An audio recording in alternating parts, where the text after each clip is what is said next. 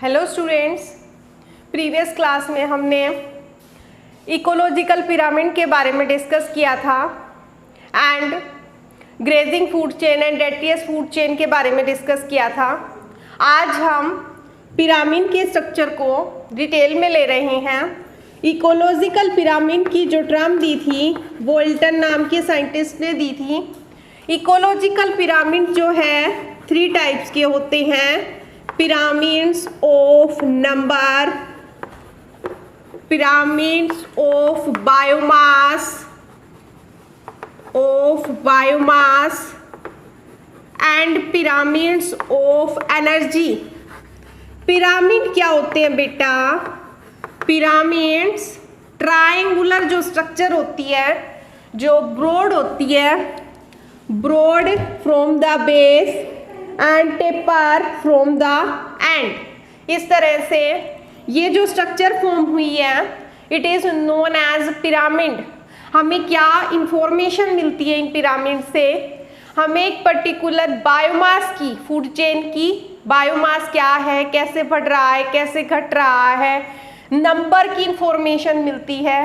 And pyramid of energy, energy कहाँ से transfer हो रही है, किस तरह से ट्रांसफ़र हो रही है, किस लॉ के थ्रू ट्रांसफ़र हो रही है, इस तरह की इंफॉर्मेशन हम इकोलॉजिकल पिरामिड से प्राप्त करते हैं। जैसा कि हमने प्रीवियस सेक्शन में क्लास में पिरामिड ऑफ नंबर को डिस्कस कर लिया था।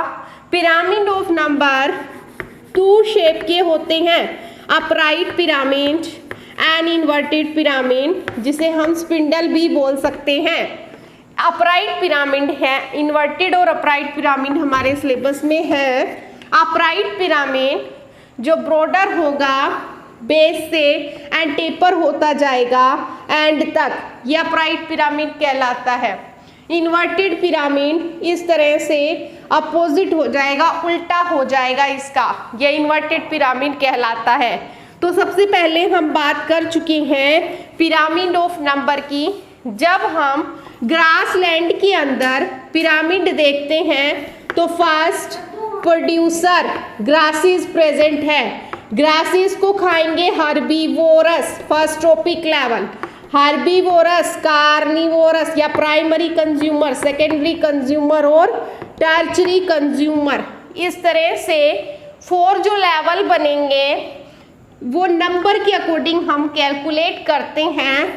अगर ग्रास लैंड में pyramid of number, pyramid of number, तो नंबर के अकॉर्डिंग जो प्लांट्स है, जो ग्रासेस हैं, वो बहुत ज़्यादा नंबर में पाई जाएंगी। मान लीजिए हम इसको ले लेते हैं 8341 के करीब सपोज कीजिए।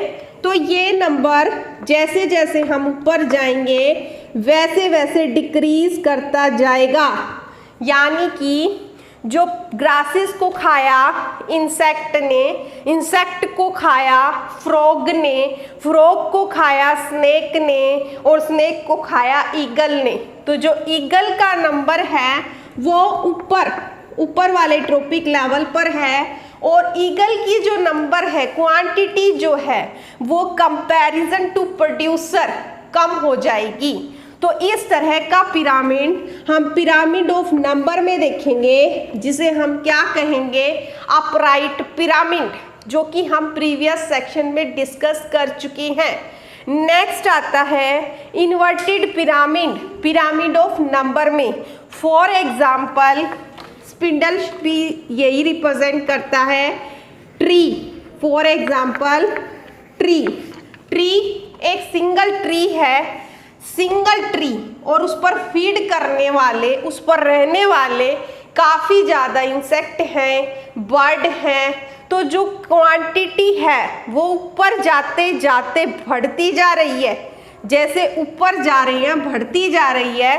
तो ट्री के केस में, ट्री एक सिंगल ट्री के केस में हम जो पिरामिड लेंगे, क्योंकि वो अपराइट पिरामिड से उल्टा होगा, नंबर जो है वो ऊपर जाते जाते डिक्रीज कर रहा है, डिक्रीज कर रहा है अपराइट में, बट इंक्रीज कर रहा है इन्वर्टेड में, तो वो क्या कहलाएगा?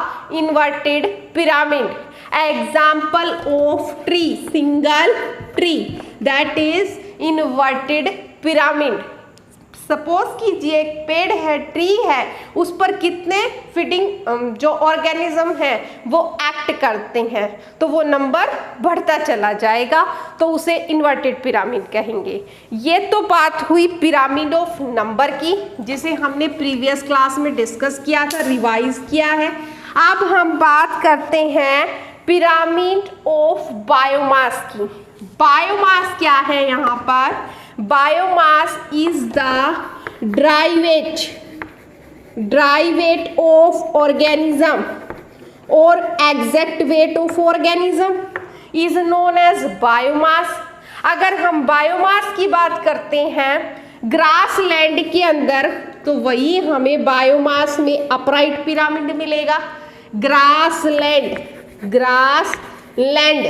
बट अगर हम बायोमास में ओशियन के अंदर बात करते हैं तो हमें इन्वर्टेड पिरामिड मिलेगा। ओशियन के अंदर इन्वर्टेड पिरामिड मिलेगा। कैसे?